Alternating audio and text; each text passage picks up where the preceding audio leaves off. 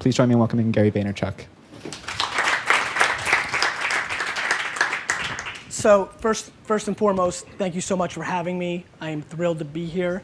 Brittany, I got to give you a huge shout out for getting me to be here. So super thrilled, awfully pumped to drink some wine today and talk about really anything you want. I tend to, when I do talks with tech companies, since this is a tech company, a lot of the questions and things that people want to talk about is social media and how I built my brand and why do so many people follow you on Twitter and all that stuff. So I'm thrilled to do that. I'm really interested in doing this very Q&A with you guys. I don't really want to stand up here and brag about how awesomely rad I am, though I'm thrilled to do it if you let me, so be careful.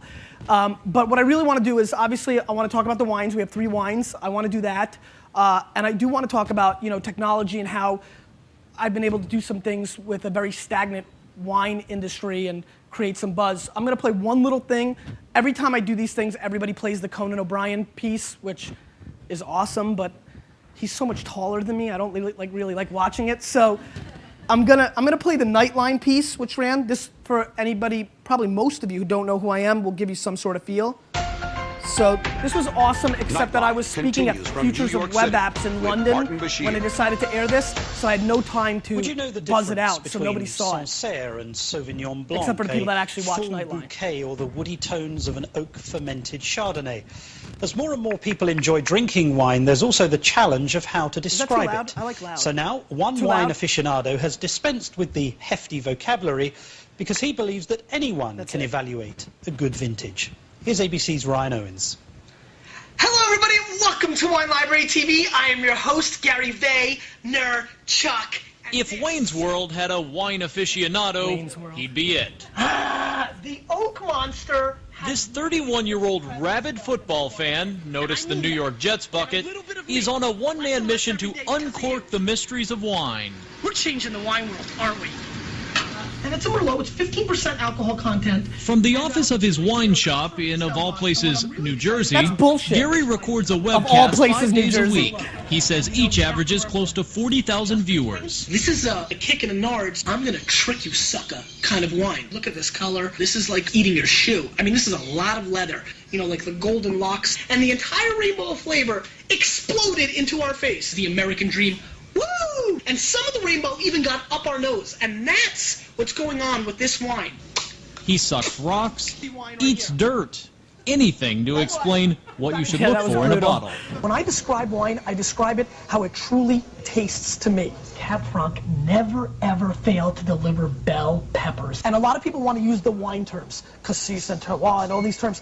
And if it tastes like Big League Chew to me, then that's what it's going to be. It has absolutely attacked my palate. Gary's style is brash, but don't be fooled. He knows his stuff. His parents immigrated from Russia and opened a modest liquor store here in 1983. Gary worked in the family business from the beginning and got hooked. He started reading Wine Spectator magazine in junior high. By high school, he was giving shoppers advice on Cabernets and Chardonnays. This is the old store. Before long, Gary turned his parents' small store into the 3-story wine library, which now rings up $60 million a year. Americans bought $27 billion worth of wine last year. That's almost twice what they drank a decade ago. And this immigrant son has found a way to capitalize on that. Half his sales are internet-based, wine boxed up and shipped around the country. The first thing when he started talking to me about the internet and all this stuff, I said, it's, our dream. So today, we are bringing the thunder.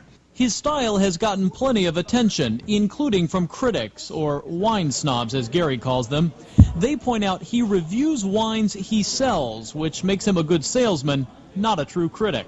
For you, is this really about wine or is this business? This is not about wine or business. This is about life. This is about people realizing we shouldn't be sheep. Hollywood told us to drink Pinot Noir, and now everybody drinks Pinot Noir. He's talking about the 2004 film Sideways, which maligned Merlot. And if they want to drink Merlot, we're drinking Merlot. No, if anybody orders Merlot, I'm leaving. I am not drinking any Merlot! And sent sales of Pinot Noir through the roof. Gary says Sideways is the perfect example of just how intimidated we've become by all those bottles of smashed grapes. Justin's bringing sexy back, and I'm bringing Merlot back. Gary says when picking a red or a white, forget what you've heard and try everything at every price. To prove the point, he set up a taste test with 2 bottles. One retails for $18, the other for $60, twice that in most restaurants.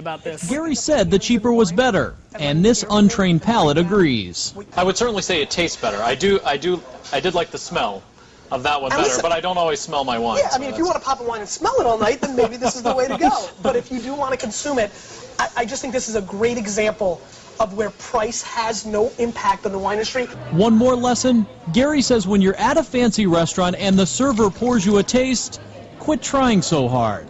And so basically the move is... Cool date move. Okay, all right. Smell it, you don't even have to taste it. No. Because I've never seen anybody deliver the salmon and cut it and analyze it and flip it over and be like, oh, it's pink, tremendous. What about the fumbling around with the cork? Are there things at the table that you should be looking for in your cork? Is that worth doing? You know, I'm high on doing the Chinese football, like kind of like fling. That goes over well at the fancy places. Especially when you hit the person. Gary says he still has a lot to teach and won't be satisfied until wine is, well, the new beer. You know, my hopes are that the next generation of wine drinkers are a lot more open-minded. You know, I love when somebody emailed me and said, that was one of the best wines I've ever had. I never heard of Chenin Blanc before. I loved it. P.S. I drank it at the NASCAR event this weekend. Yes! That's now what we're making progress. Now we're making progress. I'm Ryan Owens for Nightline in Springfield, New Jersey. Wine at the racetrack, that really is progress. Our thanks to Ryan Owens. And if you'd like to... That was my favorite part. So, basically, I built my family business. I turned 30, and I live in Manhattan. I was driving to the store, and I freaked out. And I was like, I hate what I do, and screw Zay Frank, I can do that shit. So I decided to video blog, and that's basically how it went down, especially when Lazy Sunday went viral. That's when I was like, okay, people are really starting to watch video, and that's what I wanted to do. And so I really wanted to fix wine. Wine is really fundamentally broken in this country. Nobody has wine self-esteem whatsoever. Everybody thinks they need to know so many things they don't, and nobody embraces their own palates. And all I'm trying to do with this media and using new technology is to build a culture where people feel very comfortable trying different things, like the first wine we're having. How many people here have had Chenin Blanc before? Raise your hand.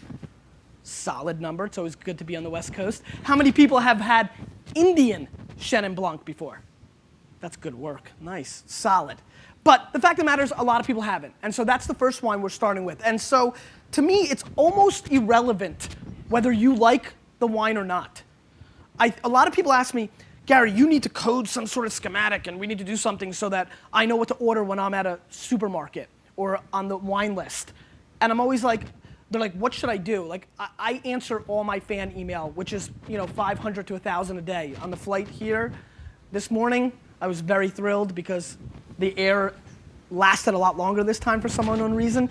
You can't change the battery, so I might have to ditch it for my European trips. But I got through 700-800 emails. It's what I do. I mean, people email me and say, what should I have for dinner or for my anniversary, things of that nature. I'm very in tune and I want to touch my fans.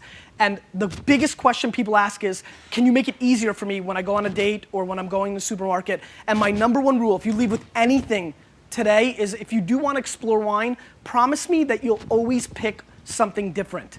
And that doesn't mean you're into Pinot Noir and you're buying a different producer. That means you're trying grapes that you've never had before, because you need to expand your palate. How do you know if your favorite food on earth are White Castle sliders if you've never had them? And that's the fundamental thing that's going on in the wine industry right now. It's really screwed up because you're listening to Robert Parker or Wine Spectator, and that's kind of it. And or you're buying Yellowtail. How many people here drink Yellowtail often? Raise your hand. Right. Nobody wants to admit it. It's awesome. I love it. But the fact of the matter is you're buying supermarket brands or whatever's at Costco or whatever easy, and that's great. I mean, listen, I'm really not here to tell you wine's so awesome or anything of that nature. I think it's phenomenal because fundamentally, once you have Johnny Walker Blue, I love Scotch, but once you have Lafroig, you've had Lafroig. Every wine changes every year, and it changes as you drink it. The two red wines we have today, especially the Catherine Kennedy Lateral, which we'll have in a little bit, over the next 6 years, if we taste it on May 17th of every year, the wine would fundamentally be dramatically different. That's pretty rad. You know, and I think that's what gets people into wine. I definitely want to go through this first wine. We're going to taste it together. I really, really want it to be a Q&A session throughout, whether it's about, you know, wine or more about, you know, the social media things that we've done. So, but the first wine, let's all grab the first wine. I know you've probably had it already, but let's get into it. One of the fundamental things that is being completely missed by the entire world, not just the US market, is smelling the wine. The bouquet is a humongous factor in the overall process of how you're gonna like a wine. So, you know, I really, really, really want you to give this a sniffy sniff, all right? Anybody want to be courageous and throw out some terminology that they're picking up on the nose? Smells like a Chardonnay, okay. And that makes you think what? Oaky? Buttery? Not so much buttery. Has anybody ever had starfruit? Anybody, you smell that a little? It's got a really interesting see, the Conan clip, if you've ever seen, we ate things, like you saw in that clip a little bit. And when I was 17, I desperately wanted to become a master of wine. I was like, I'm gonna kick everybody's faces in. I'm gonna be the master of wine on earth. I'm gonna Yoda this shit, right? I was like so focused. But my parents were really good, like really like good about things. They're like, you're not drinking. I was like, shit, like this is the family, right? And so, no, so I went backwards. I read The Spectator and I read Parker, and every single thing that I saw in the tasting notes, I went out and tasted. I'm like, what's cassis? You know, and black raspberries and all this jazz, and dirt, and grass, and all this wild stuff, and I felt like that would train my palate, so when I'd actually taste them, and that really helped me. I really do believe that is a competitive advantage I had, because in the early years, when I was 23, 24, 25, and in a very stoogey, serious, douchebaggy wine industry, I had to really prove myself, and the only way I was gonna do that was to win blind tastings. And I did that, and I built a bigger wine store than everybody, so that worked too. But the fact of the matter is that was hard to break into. You know, this is why I love Web 2.0 this whole web movement, because it's nice. Being 21 and looking 14 in the wine industry in 1995 it sucks. So, so starfruit comes through quite a bit for me. It's kind of light. I mean, you know, it's not aromatically crazy. How about on the palate? How many people like this wine? Raise your hand. How many people hate this wine? How many people are meh? So, I think it's a pretty good sign. Like, I'm kind of meh on it. It's okay. You know, it's easy quaffing, porch wine, kind of fun, right? Simple, summertime. One big thing I can tell you if you want to get into wine, you want to learn some subtleties about wine, stop drinking white wine cold. That is something everybody does. By the way, what I'm telling you right now is in the high minority. Like a lot of people are out of all the things I'm doing, the insane things I'm doing in the wine industry, the one thing that most people hate is that I'm telling people to drink white wine warm, because nobody agrees with me. Fundamentally for me though, my whole career was tasting wine, evaluating to buy it, and when you have a white wine that's warm, you can taste it. You know, I call it the high school beer theory, right? The first time you had to drink a beer, you wanted that stuff cold as you could get it, because you hated the way it tasted. That's how you hide flavor. So that's a big factor. Yes? Do you ever find that there are different flavors between cold and warm? I feel that the flavors are exactly the same. I just feel I can taste them when they're warm, right? I mean, you can actually taste like, you know, like this wine actually has a little, does anybody get a little hint of banana peel on this wine? Like, do you know what I'm talking about, the inner part? You know, like it's kind of bitter in a way too. Like, have you ever tasted that? Come on, Joel. You've never had the inside of a banana? You're scared of the inside of the banana. My biggest thing that I'm probably proud of through the 440 episodes of Wine Library TV that I've kicked out is that people are starting to talk about wine that's personal to them. I had a wine very recently that smelled exactly like Brian Chen's living room in 1984. The likelihood of you being in Brian Chen's living room playing Sega Master System, just have to bring that part up, in or it was 85 actually, 85 is zero, but it smelled like his house. You know how like every house has its own smell? That needs to become a much bigger part of the culture of wine in this country. It can't be what you read. It has to be what you actually smell and taste. How many people here consider themselves wine drinkers? Just curious. I guess that'd be a good reason. How many people really desperately want to get into wine because they think fundamentally on paper it's cool, the way they like it, but they just don't like the way it tastes? It's hiding. How many people are drinking Pinot Noir right now? Honestly, it's okay. It's a great grape. I love it.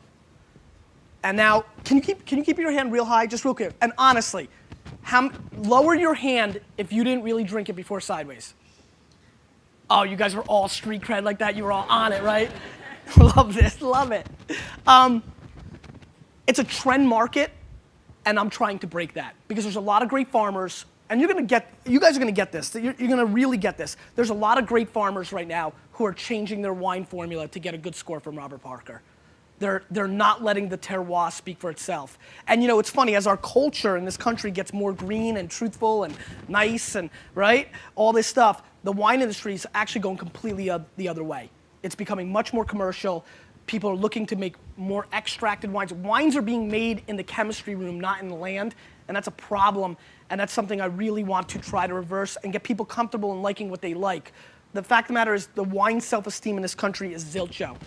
People are sheep, they follow other people. I mean, I'm at some restaurants and I can actually physically see people sweating as they're picking the wine on the list. And I'm like, this is obnoxious. I mean, it's gotten that bad. And you know, I really, really, really desperately want to change that because wine's been good for my immigrant family, and so I feel like I owe it. Does anybody have, at this point, some wine questions? Yeah. Are you, let's see. So you're trying to change the way, wine drinkers view wine, but I wonder now that you're getting popular, you're getting pressure from, wine makers as well. Sure.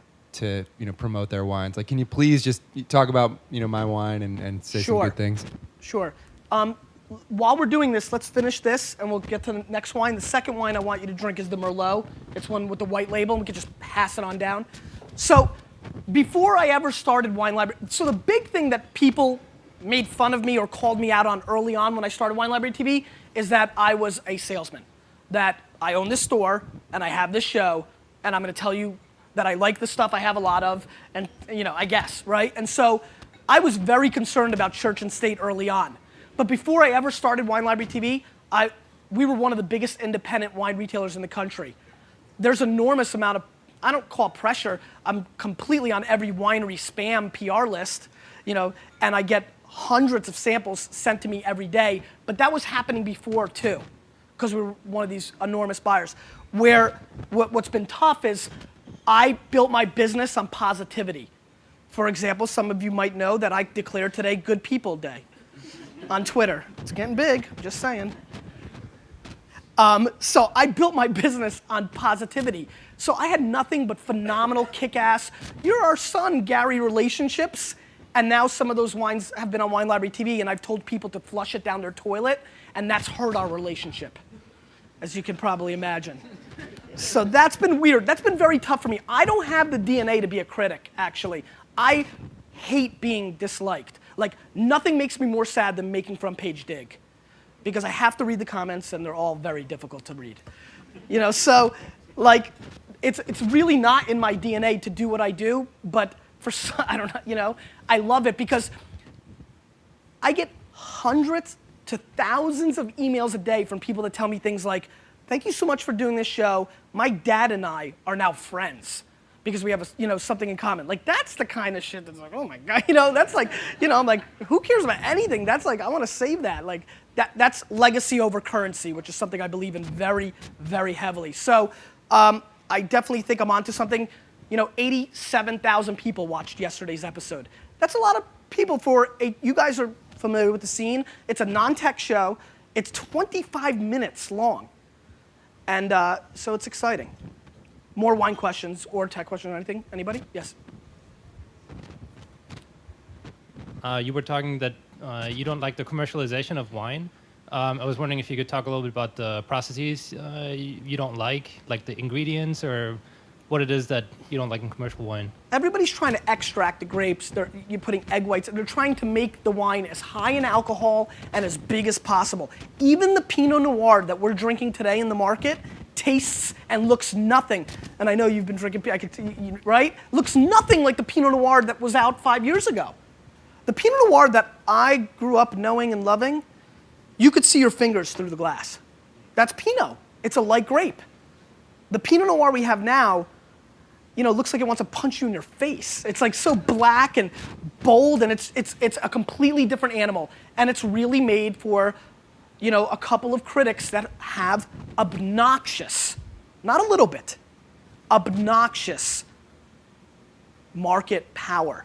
I mean, we have clients who spent 7 figures by themselves on 2005 Bordeaux this year, right? Why? Well, because Parker said it's one of the best vintages in the last 100 years. That's it. That's the only reason. There's no other reason. Wine's not even out yet. We put all that money in CDs. It's been really good.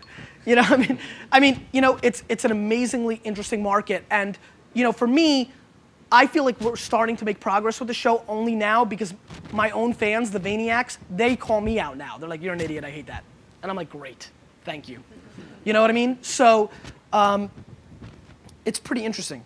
Anybody have anything else? So, I really kind of didn't give you as much as I wanted to. The fact of the matter is everybody's trying to make every grape act bigger, right? So it's like, you can't make a penguin a polar bear, right? But that's what they're trying to do. And they're doing it in the chemistry labs. I don't know what they're doing. They don't even let me look at the winemaking rooms anymore because I feel like there's cheating going on. I feel like they're pouring different grapes in there. They're doing a lot, anything they need to do to sell wine. It's a business. And so that's kind of where it's at. Like people have just not wanted, people just want big fruit bombs and they've gone away from anything that offers any kind of terroir, truth from the land. So it kind of sucks. And I'm trying to push that hard. Yes? Let's sniff the next wine, or sniffy sniff as I like to say.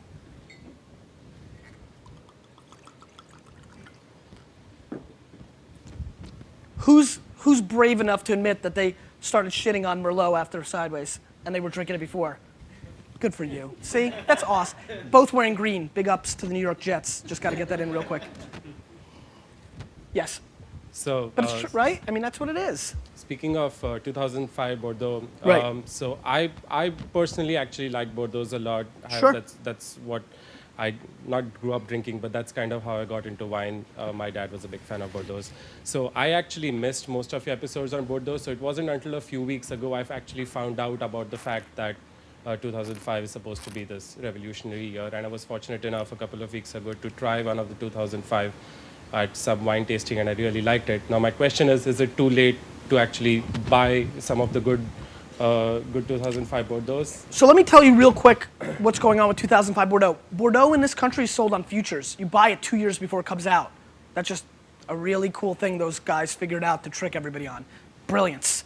Anyway, I mean, it's just brilliance. Anyways, I'm just so smart. Anyway, the prices have exploded. There's wines that we're selling right now for $400 a bottle that were $180 a bottle 12, 13 months ago. So you can imagine this brings out all the characters, right? The futures market, like all the Wall Street guys. I mean, you can make a lot of money. Is it too late? Yes. It's too late. You lost. But not really, right? You lost in the fact that you're not going to be able to really make a crazy killing on your return. Can you still spend $60, $50 and get outrageous, like classic, like I'm going to put this away for my daughter's wedding wine? Yeah. $50? Absolutely.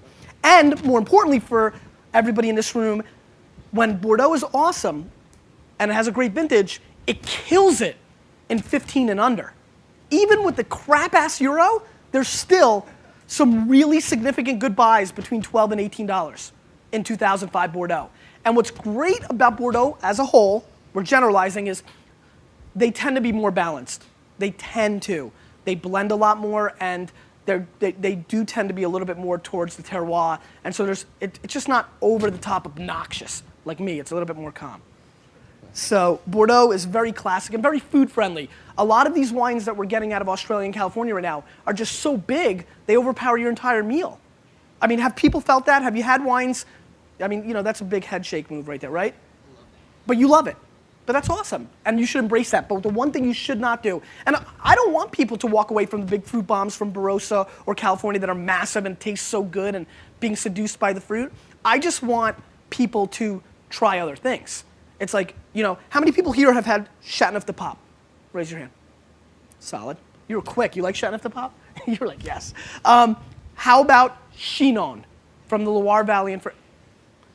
I mean, that's very good. How about Bourgogne from the Loire Valley in France? Are you from the Loire Valley in France? There you go. How about Bergerac? A wine from Bergerac. I mean, you're going to start getting less and less, and there's these amazing, inexpensive, interesting wines. And what's going on in Portugal right now, let me talk about that for a quick second. I'm going to give them a huge shout out. An absolute opportunity for you guys if you want to drink good wine right now. Portugal, especially the Douro region, D-O-U-R-O, kills between 5 and 10. I still have not, I had a wine the other day, it was like 6 bones. I was like, all right, hold on. The euro is $1.60. How, glass is $2. I mean, how in the world? I'm like, are the workers paying them to like make this wine? I have not mathematically been able to backtrack into this wine, and it was real good. I'm talking kicks Yellowtail in its face, destroys Kendall Jackson. I mean, just way, way better than the stuff that you're buying at the supermarkets every day. So a little homework, a little exploring can open up a lot of things. Plus, it'll give you an opportunity to really expand your palate and you'll find what you like. I mean, I'm convinced that every single person here has not had their favorite grape varietal to date. Still. I mean, I had a wine recently from Lebanon that killed. I mean, just destroyed. It was expensive. Like the guy's like, here, you should buy this for a store. It's amazing. The French winemaker, Great Terroir. I'm like, what is it? He's like, this Lebanese Syrah. I'm like, well, how much is it? Well, retail for $60. I'm like, I started laughing at him because that is a non-sellable product. But I tasted it and it dominated and I bought it because I want to put it in people's hands. It's still a non-sellable product. But the fact of the matter is it's something that I want people to explore. And I'm not sure if there's like some residue from grenades or something in the vineyard that makes it so good. I don't know what's going on there. But the wine is like really got a different stylistic flavor profile. And it's amazing. It tastes like $200 Bordeaux. So, jumping back there in the green. I was good at memory. You are. Hello. Hello. So my favorite wine right now is this red that's got a bunch of different grapes in it. Yep. And it's cloudy. Like, I don't know if that means it's unfiltered. And it's physically cloudy. Yeah. It's a red or a white? It's a red. Okay. And it's got Cabernet Franc in it and various other types. Do you know what it's called? Yeah, it's made by Thackeray. It's called Pleiades. Sean H. Thackeray. Yeah. Yeah. That wine is domination. It's totally awesome. unfiltered.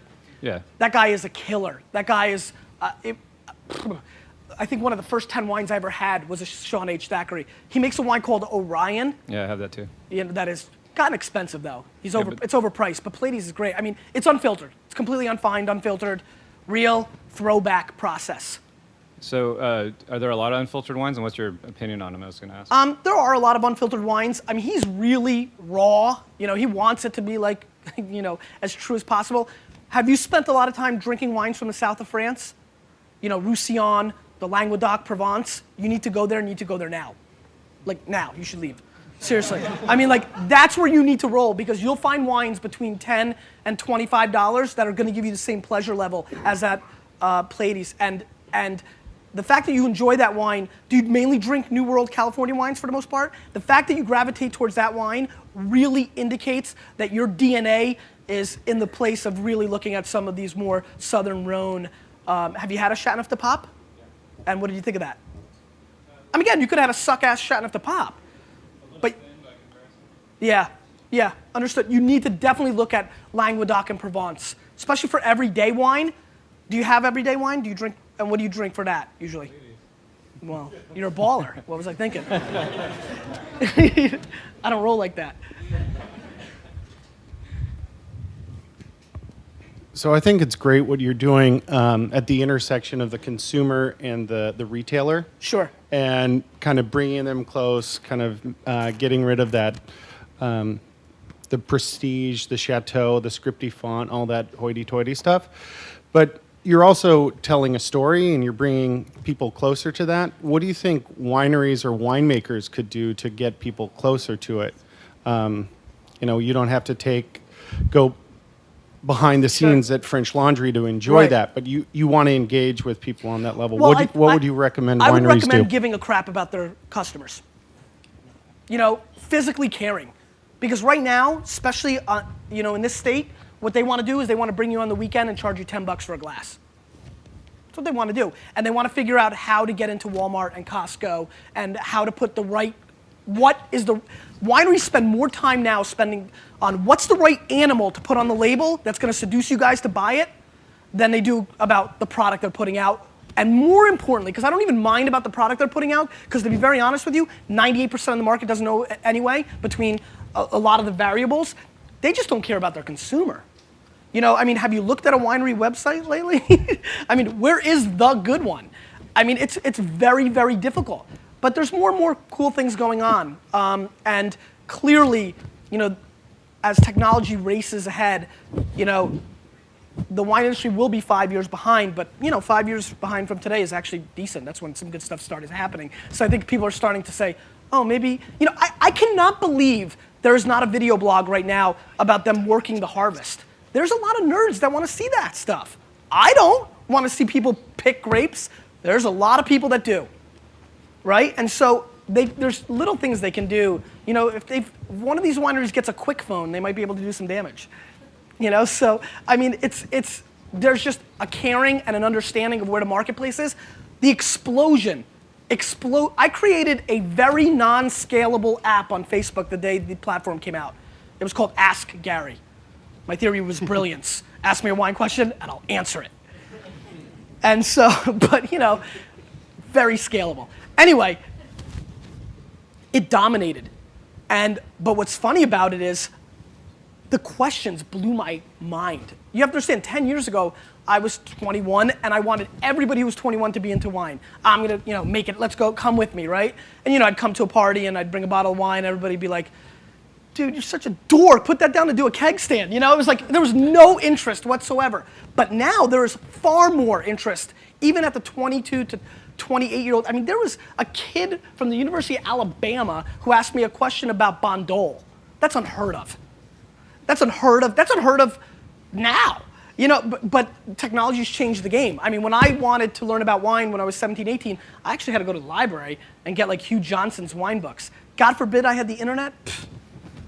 I would have been a wine freaking master. Anybody else? Just a comment about the way wineries treat you when you walk in. Sure. I would make a recommendation to anybody here to look local. The Santa Cruz Mountains, most of them don't charge for their tastings, and they make their money through their tasting rooms. They don't make enough wine to sell them through Walmart and whatnot, so they got to treat you like a person when you walk in the door. So. Sure. I mean, and it's give and take, right? I mean, or hit and miss. I mean, you can't, you know, Santa Cruz, they're going to have some jerk-offs too and have some great people, right? I mean, I've been to Colo Chance. It's hit and miss, right? I mean, what really bothers me about California, to be honest with you, is it's very hometown. It's very hometown. And so is Washington. I'm going to Washington tomorrow to do Taste of Washington. I'm like the big favorite there because I've been preaching that Walla Walla, Washington is better than Napa Valley. And then on Tuesday, I got to speak at Napa Valley, which is going to be pretty tough at Copia, the Mondavi thing. They're going to boo me off stage. But the fact of the matter is that everybody's too hometown on the West Coast. That's the greatness that the New York consumer has because they get the whole flavor. They really do. I mean, California consumers are, we're going to do $11 million in sales in California this year. And a lot of it's California wine that we ship back. And I laugh at that. But what's exciting is a lot of people are buying wines that are from Europe. I mean, there's some really great stores in California, whether it's, you know, K&L or, you know, or Premier Cru or Woodland Hills. I mean, there's a lot of good people doing a lot of good things. But the selection and the opportunity and the thought process of a lot of people here, generalizing of course, is that there's a lot of consumption of local wines here, which is great. I'm down for support US. I'm huge on USA. But the fact of the matter is that you've got to try different things because there's so much awesome stuff going on. South Africa, who's drinking South African wine at all? Who's loving South African wine? Right? I mean, Pinotage. Anybody like Pinotage? I mean, if you like bacon, bananas, and copper pennies, that's yours. I mean, that's all you. And so that's a process that I really am trying to get people to engage into, trying different things and really trusting themselves, right? Not being embarrassed. Like, if you want to rock out White Zinfandel, God bless you. Please. Yellowtail, $2 Chuck. I did an episode on $2 Chuck. Everybody asked me to do that. And, you know, everybody expected me to do, I don't know, whatever. Uh-oh. D-Matt, do something. Password? Is it Google? That would have been awesome. How about this wine? How many people, let's do this. You finished it already. That's good work. So did you. Ladies are doing well over it. You did as well, good. All right, how many people liked this wine? Raise your hand. How many people hated this wine? Tell me why you hated it, sir. Don't forget, your palate is right. Kind of tasted metallic to me. Metallic.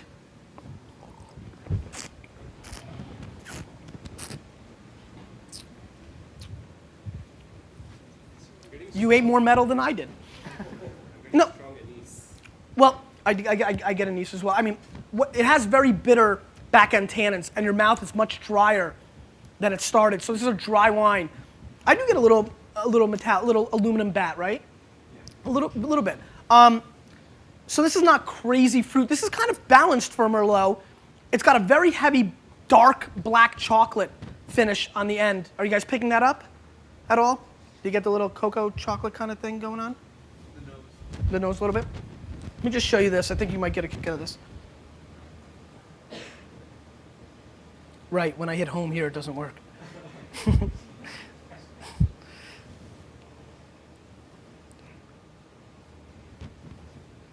So, great.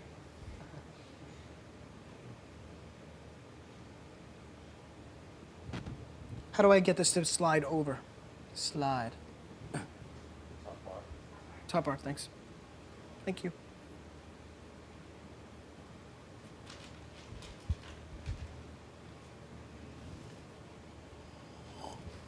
You notice I'm very big on friend you me up.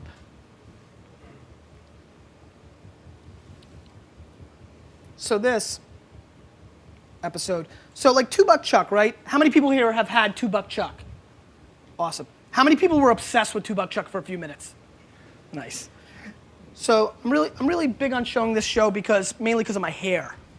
Mainly because of my hair. But Hello everybody and welcome to Wine Library TV. I am your host, Gary Vaynerchuk, and this is Wine Library TV. God, I'm so huge episode. Michael Goldberg challenged me to the Charles Shaw Challenge, and here you see the wall of Shaw. I will be tasting 6 of the Charles Shaw wine, Trader Joe's exclusive label. Michael was good enough to top these up, and we're going to do this for him on the show, and many of the other people. It was the worst wine I think I've ever had. The biggest question I get every single day. If I remember properly, $2 Chuck. I kind of like the Sauvignon or Blanc and $4 the Chuck, Syrah. depending on what state you live on, especially the Sauvignon Blanc in the United States of America. So all the we're other going to California tackle Sauvignon this Blanc. massive wine issue, and because I get so many questions a day, that just shows the enormous effort that Fred Franzia from the Bronco Wine Company the fact of the matter is and the there's way Trader too many Joe's people have done. that are worried about what other people Kudos to think. them for At creating. this point, when I did this show, I was already in the front page of the Wall Street Journal, New York Times, and Time Magazine. Things were going really well for me. And a lot of people would have been scared to come out and say, I like $2 Chuck, when you've got, at that point, I don't know, 25,000 people listening to you, and you're the next Robert Parker, blah, blah, blah, blah, blah. But for me, that wraps up my message more than anything, which is that you just have to like what you like. And I honestly think that if you make a commitment to just go into the store and try a varietal you've never had before. How many people here have had Greco de Tufo? Yes, 0. All right, let's write that down or email yourself. I know you're techie. You know, Greco de Tufo, how many people here have had Pinot Grigio? How many people like Pinot Grigio? Yeah, it's good. It's a good summertime drink. Pinot Grigio sucks globally compared to Greco de Tufo. Globally, of course. I mean, I look at a product like Santa Margarita. That is the biggest waste of 20 bones on earth. You're better off going seeing the worst movie on earth and buying popcorn than drinking a bottle of Santa Margarita. There you go. Getting rowdy already?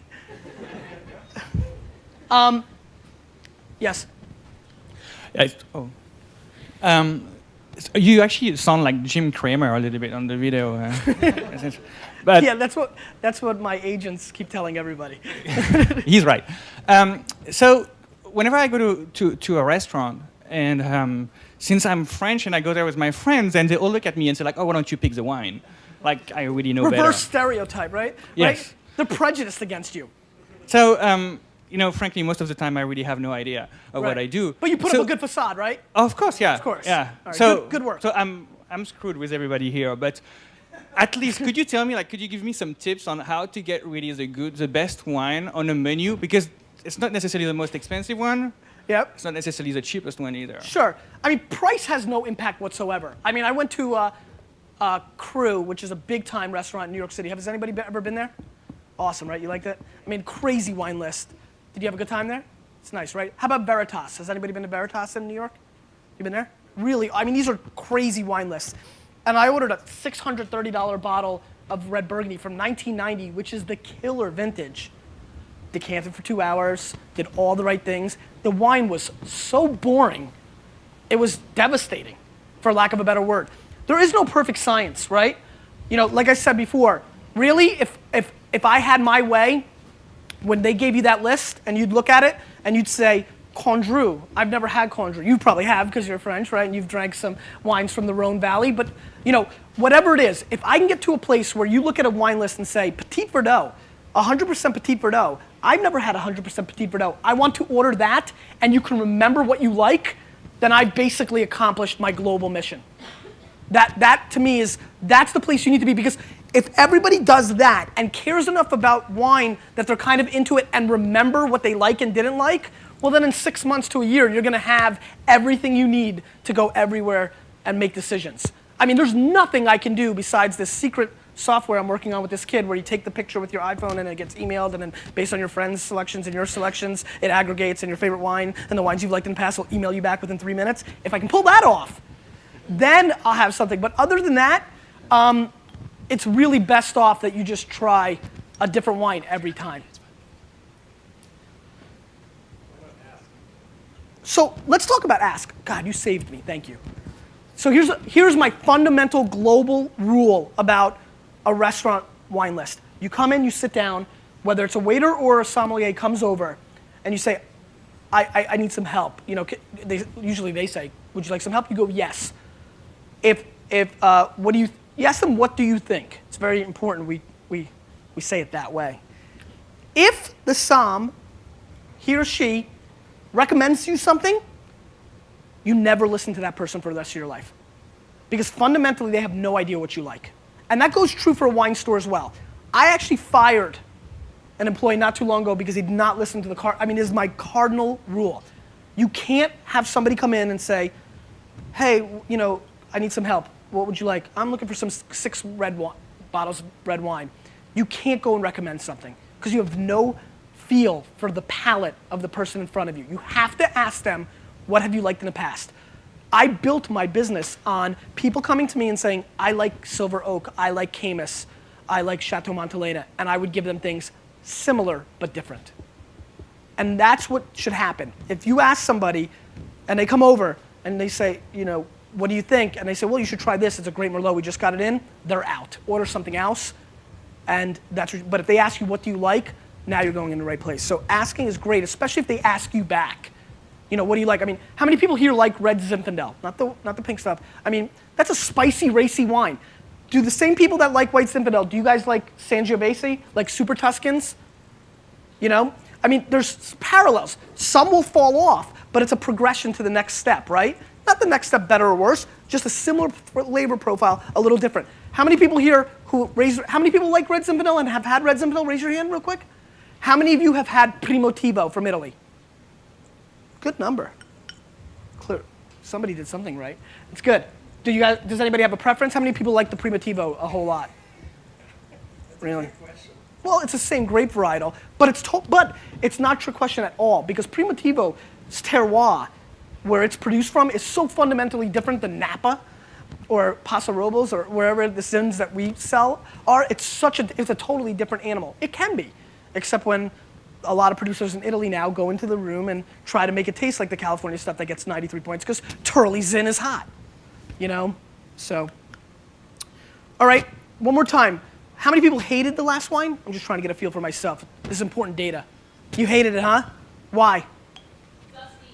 It is dusty. So I like the cellar dust aspect of this wine, but that's a great call. I understand. You can stick your tongue out, but I'm still gonna like it. But yeah, it does have a dusty cellar. That's a great call. That's what I call attic. You know, like kind of like, I used to like to garage sale a lot and be like, can you go in your attic? That's where the good stuff was. So very, you know, dusty and cobweb. Cool. All right, let's try the next wine. Third wine, is it out here? Yep. Lateral, Catherine Kennedy. Anybody have any other wine questions or anybody want to talk Jets football? No? Damn. We have a great draft pick.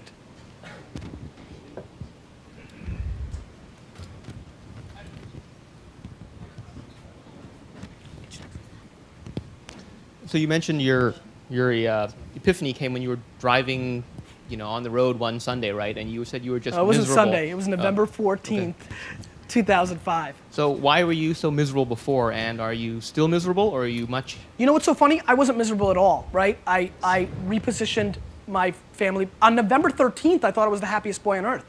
It just hit me. It was just like, you know, this is not what I want to do anymore. I want to do something else.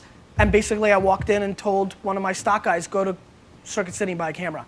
It's like, you know, it's just, you know, there's a lot of things I believe in life, and one is if you do what you love and you don't lie to yourself, you'll always win regardless of what you're doing.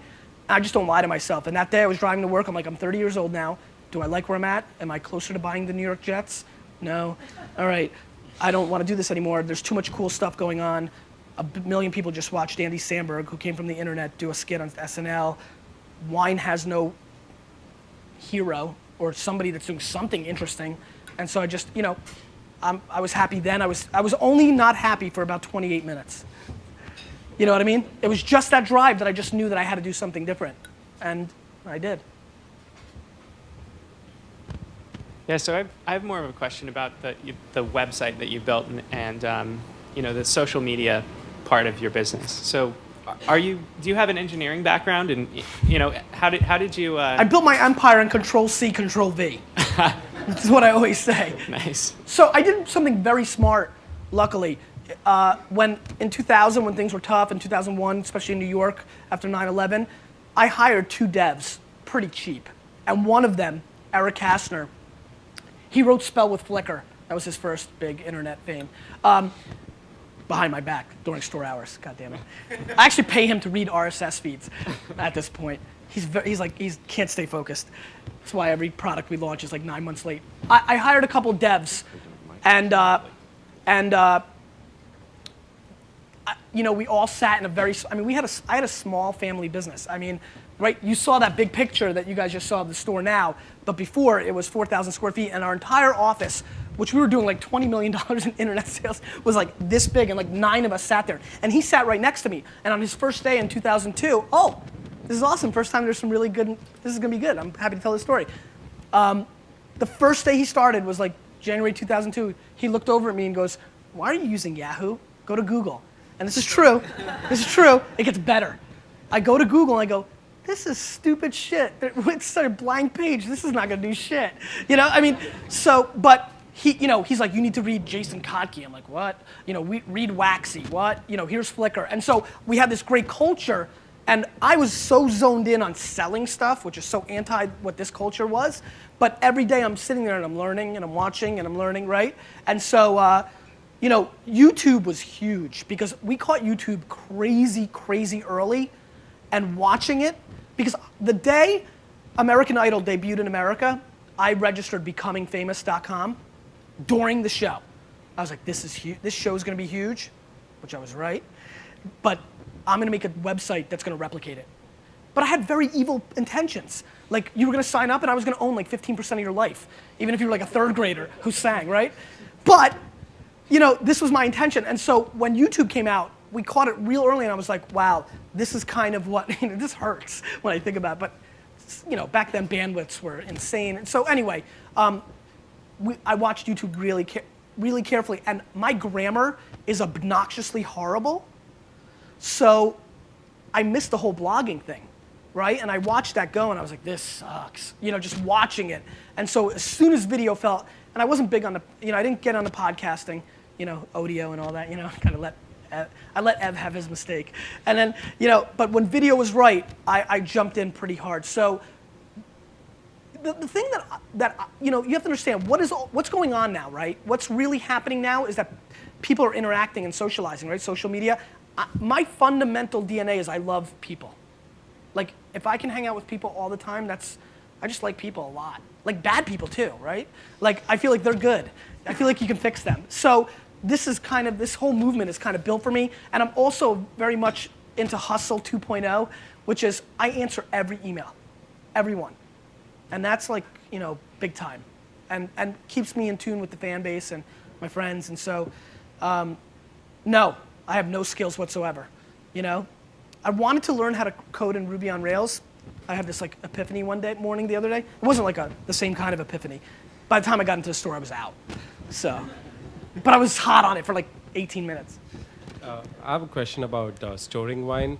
Yep. Most places will tell you to store it in a cool, dry place like a cellar. Yep. Unfortunately, a lot of us don't have cellars. Correct. What's the next best thing? If you're not worried for long-term storage, well, if you're spending money, it's like, are you gonna buy an antique car and leave it outside? So if you're gonna spend dough, if you're gonna spend some bones on a wine collection, you better make sure it doesn't go bad. The fact of the matter is though, if you're gonna consume the wine within even the first 2 years, I'm almost comfortable in saying, this is kind of outlandish, but you know, kitchen counter is probably gonna be fine. Unless the sun's hitting it, if you're consuming it in the first year or two, you don't need that little fridge that you made that big investment on that you think you needed. That's long-term stuff, peeps. That's long-term, that's like 5, 7, 9 years. So I have another question. You're sort of upset with the homogeneity of the wine, especially influenced by Parker and Wine Spectator. But people, when they go to the stores, they choose what to buy. And as an owner, you see what people buy. And I'm guessing that a lot of people like it. Like the scores? Well, like the fruit bombs. They like, Hell yeah. So at some level, if their palate is right. God bless. I have no problem. You have to understand though, in 1998, I was the kid that was standing for fruit bombs when nobody was drinking them. So I just didn't capture it on video. You know, if Wine Library TV, if this movement started, we'd watch video and I looked really cute in 1998. It would have been awesome. And so I was yelling at people saying, you know what? Bordeaux is not the best wines in the world. Why can't Australia and Spain be good? I think Barossa Valley is gonna be huge. So, you know, at some level, I think there's a little bit of that in Wine Library TV too, that I like that I'm documenting a lot of things. Like, there's a great video I did about 2005 Bordeaux. When 2005 Bordeaux really first hit the scene, Joel, you're a wine guy, you know this. A lot of people contemplated the prices were too high. It was a stupid investment. The wines came out very expensive. They raised the crap out of them. And everybody's like, don't buy, it'll get better. The euro was 125, and everybody's like, it's gonna come down, right? That didn't work out. And I went on Wine Library TV multiple times in a short period of time, yelling and screaming at everybody who watched to buy 2005 Bordeaux. Because I went to France, I tasted wines and I knew what they were. And so that's kind of cool to like look back and be like, see, you know, so that's kind of fun, the documentation of it. So, but in 1998, I was screaming at people who had no interest in drinking anything but California and French wine and telling them, you have to drink these Australian wines. They're so loaded with candy and spree and like over the top fruit. People are gonna love this stuff, and they did. The problem is, you know, I'm always trying to just get a little bit closer to the middle, that's all.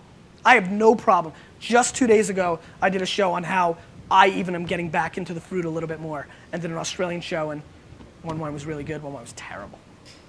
But. So you were too successful in 1998? Yeah. Yeah, I mean, you know, yeah. I mean, you know, there's a lot of things when I look back at that, it was like, I mean, I didn't drive the market, Parker did. You know, I bought all these Australian wines. My dad wanted me to like, punch me in the face, really. He was like, what are you doing? I was buying $50 Barossa Shirazes that nobody's ever heard of with outlandish names like Wild Duck Muck, like these crazy sick names. But I was in a store, I worked every hour. So I knew I would hand sell them. And then sure enough, Parker came out and gave like everything, 98, 99, 97 points, which was unheard of, higher than California. And that was really my first big, you know, that's when all the guys on Wall Street were like, oh, we're gonna listen to him. He was right, he made us a lot of money. You know, because the wines went up a lot and what have you. Anybody have any other wine questions? Or tech questions, or?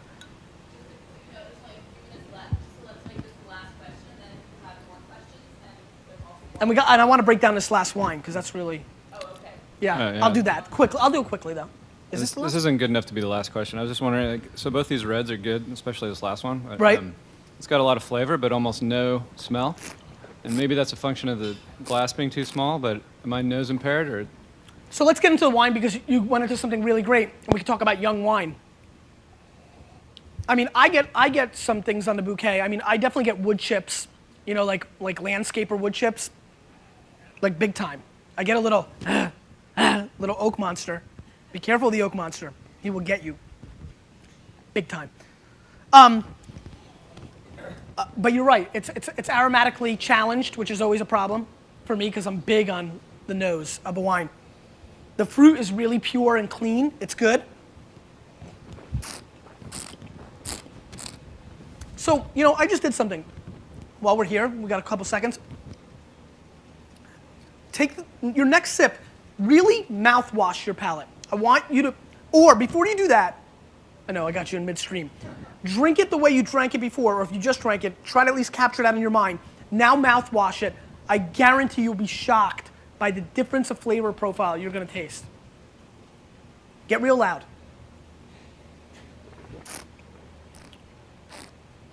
Don't be scared, front row. I like how everybody's looking. Does anybody see a significance? I mean, it's substantial. I mean, you've seen the charts in health class, right? There's a lot of, you really want to get it as many parts into your palate. So to answer your question, it's based on youth. Do you taste what you're tasting now, which is kind of bitter and very dry in your mouth? That's the tannins. That's what's blocking the bouquet. Over time, if you age this, in 3 or 4 years, if we'd open this up, the secondary flavors on the nose and the flavor profile of this wine, really heavy on plum. The strawberry fruit will start coming through because if you really get in there, you can kind of get that strawberry flavor underneath, depending on how strong your sense of smell is. But, yeah, mine too. But, over time, 3, 4, 5 years of aging, that's when things really open up. The wine will soften and kind of level out. I am sick on decanting. If you want to watch any episode of Wine Library TV after this, you're like, oh, that guy was kind of weird. Let me watch one show. On the top, just put in the number sign 18. It was the 18th show I did. First result for decanting on Google. And watch that decanting episode. Decanting wine. Too many people think that decanting wine is only for a $100 bottle of wine. Decanting wine that is like $7 to $10 is magical. It's a huge factor, guys. I'm serious. You'll be so pumped. Buying a $20 decanter is like one of the best things you can do. I mean, if you don't want to do that, use a vase, something. Just seriously, it is a big time play that will make you enjoy your wine investment so much more. So, decanting, I'm very big on, but I nerded up a little bit. Maybe, I'm big on an hour as a global rule, right? Like, I have this global rule but for me, when I decant, my number one thing, especially if you're really kind of interested in wine, I mean, you came here, so you might be somewhat, right? I mean, taste it along the way. Pop a bottle, drink it while you're cooking or getting ready. Okay, got that. Try to go back 25 minutes later, go back an hour later, go back an hour and a half later. Like, the development will teach you so much, especially if you do it like 4 or 5 times. You're gonna start getting patterns. The fundamental thing to really break this down and get to a great place, though, is to try different grape varietals. I'm telling you, that is the secret, the biggest secret, because like Greco de Tufo, a 0 in this class, a big goose egg, no hitter, and it's really solid stuff, and dollar for dollar and quality base, it destroys Pinot Grigio. It's like comparing Google to Dogpile. See, I resonated there. So, seriously, you have to try Greco de Tufo if you like Pinot Grigio. Cool. Go ahead. I'll stay here all day. What happened to the dominating the master sommelier ambitions? My dad was very smart at understanding that I had some skills, and the first year I ran the business, we went from 3 million to 10 million, and that changed the culture of our family life, and that kind of kept me busy. And at the same token, I was a lemonade stand kid and a baseball card kid. I mean, I did definitely want to have a great palate, and I have obnoxious respect for the wine. I mean, the biggest problem, honestly, the marketing guys and the people that get mad at me for panning a wine don't bother me at all. I mean, really, I mean, it bothers me, but whatever. I mean, what can I possibly do without doing the right thing? I do feel bad for the farmers and the people that really, I mean, people put their heart and soul into this product. This is a farming product, it's tough. And to sit there on a platform where there's close to 100,000 people watching you and listening to you, which is why if you watch Wine Library TV, you know once a week I'm saying, don't listen to a single word I say. Please don't buy this even though I love it. You know, I want people to embrace themselves. I feel bad for the farmers, but the ambitions of being, my palate is extremely strong. I hang out with master sommeliers, not masters of wine, a couple though, and I can hang. Can I beat them on the written test? Probably not. But when it comes to blind tasting, that's where I kind of, you know, I'm in the trenches. I made my name kind of there. I feel very comfortable if somebody wants. I think that's why the wine industry has been shockingly quiet at yelling back at me publicly, because I'll be like, let's go on Ustream right now, live, blind tasting, let's see who's got the chops. And I do, and a lot of them don't, and they know it, because they knew who I was before Wine Library TV. So I still want to challenge somebody on Ustream. Anyone want to step up?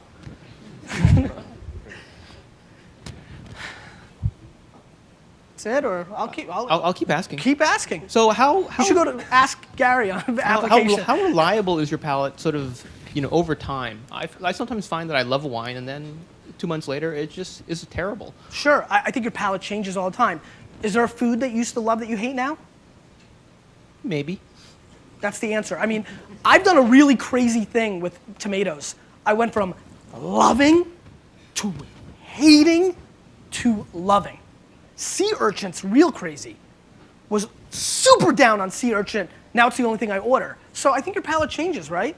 I mean, think about when you're little, you like 3 things. You like eat chicken wings, right? Or like McDonald's, and you're like, I'm not eating, you know, so your palate constantly evolves, especially in this era now where, you know, you guys are lucky you have San Fran, so many awesome restaurants and like, even like chill, like medium tiers. I mean, it's cool, it's awesome. So, you know, I think wine's the same way. I think, you know, I mean, in 1998, all I drank was Barossa Valley Shiraz for like a year and a half.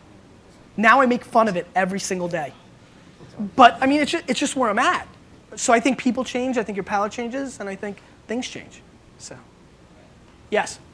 So we're running out of time. The cameramen have to be elsewhere. But if you guys want to stick around and ask more questions to Gary, he's going to be right over there by the extra wine. And I am. Yeah, thanks again for coming. Awesome. Thank you so much, guys. This is awesome. Thank you.